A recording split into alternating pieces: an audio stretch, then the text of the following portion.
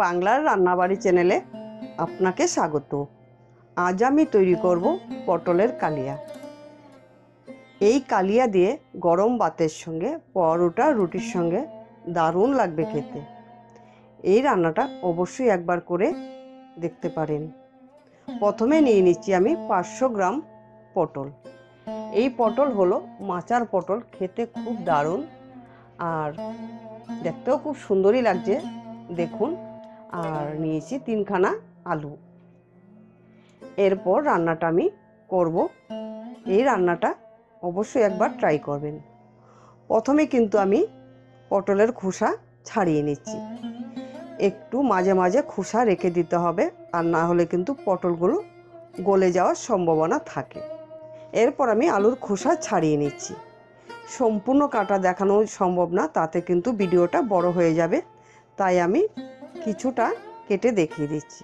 পটলের দুপাশ আমি কেটে ফেলে দিচ্ছি, আর এরপর আমি একটু তেঁচড়া করে পটল আমি কেটে নিচ্ছি। আপনারা যদি চান সোজা করেও কেটে নিতে পারেন। আমি একটু স্টাইল দেখানোর জন্য পটলটা একটু তেঁচড়া করে কেটে নিয়েছি। ঠিক আলুও কিন্তু একইভাবে তেঁচড়া করে কেটে নিচ্ছি।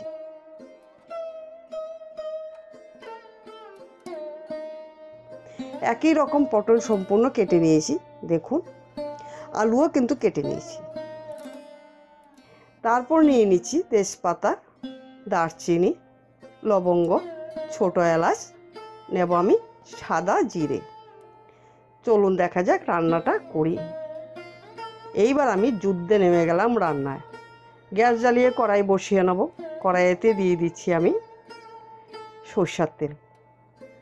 সরষের তেলে দিয়ে দিচ্ছি আলুটা নুন মেখে রেখেছিলাম 10 মিনিট আগে, তাতে কিন্তু নুন ঢুকে যাবে আলুর ভিতরে, খেতেও ভালো লাগবে।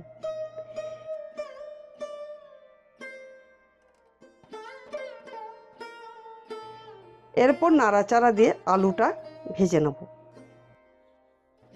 যখনই আলুতে রং ধরে আসবে তখনই কিন্তু আলুটা একটু নামিয়ে দিতে হবে একটা পাত্রে। দেখুন আলুটা কিন্তু রং ধরেছে, তাই আমি একটা পাত্রে আলুটা নামিয়ে দিচ্ছি। এইরকমভাবে আলুটা যদি ভেজে রান্না করা যায় তাতে কিন্তু রান্নার স্বাদটা অনেকটাই বেড়ে যায়।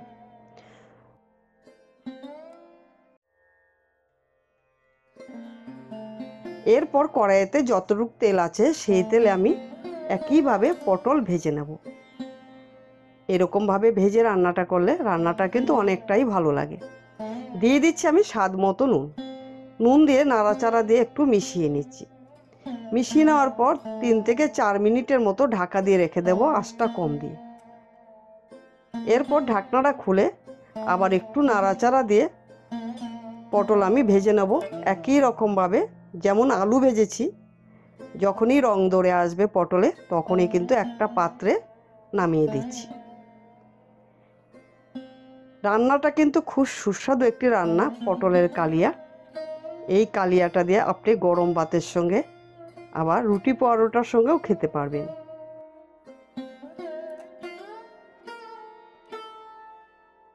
কড়াইতে যতটুক তেল আছে আমি আরেকটু তেল মিশিয়ে নেব। এর মধ্যে দিয়ে দিচ্ছি 1 চা চামচ গাওয়া ঘি।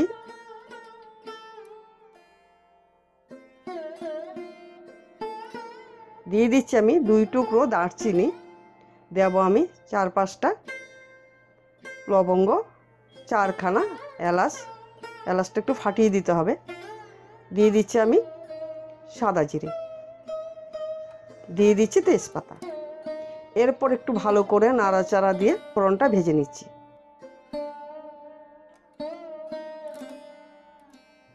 দিয়ে দিচ্ছি আমি 1 টেবিল চামচ আদা বাটা, 1 চা চামচ জিরে বাটা, 1 চা চামচ লাল লঙ্কা বাটা, হাফ চা চামচ কাশ্মীরি লঙ্কার গুঁড়ো, সামান্য নুন। নুন দিয়ে ভালো করে একটু মশলা ভেজে নিচ্ছি। আরে বাবা, গুঁড়ো হলুদটা দিতে তো ভুলেই গেছি।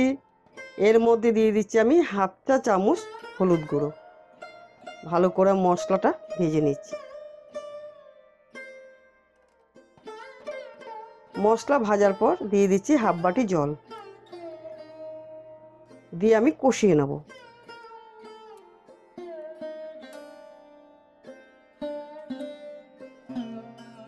মশলা আমি ভালো করে কষিয়ে নিয়েছি। এরপর দিয়ে দিচ্ছি 50 গ্রাম টক দই। টক দইটা কিন্তু অবশ্যই ফেটিয়ে দিতে হবে। টক দইটা দিয়ে ভালো করে আমি মশলার সঙ্গে কষিয়ে নিচ্ছি।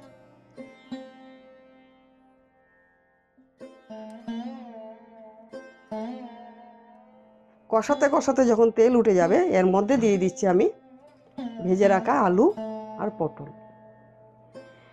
এরপর ভালো করে জম্পেশ করে কষিয়ে নেব, আঁচটা একটু বাড়িয়ে দিয়ে।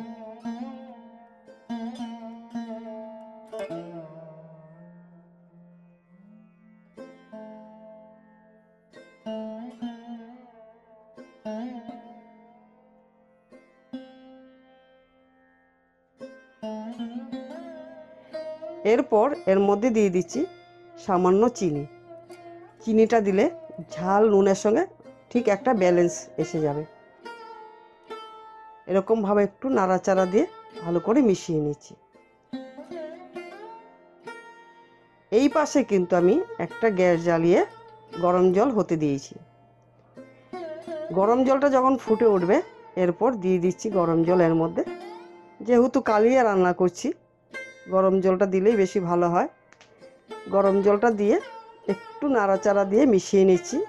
10 মিনিটের জন্য অপেক্ষায় থাকতে হবে। আস্তে আস্তে আলু পটল দুটোই তো সিদ্ধ হবে, একটু সময় দিতে হবে।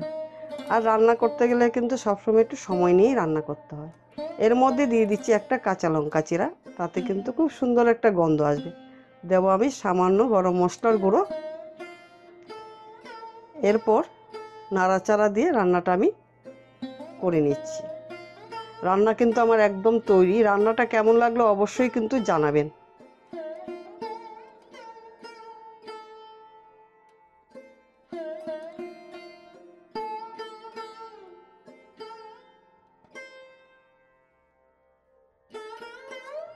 এরপর একটা পাত্রে আমি পরিবেশন করে দেখিয়ে দিচ্ছি।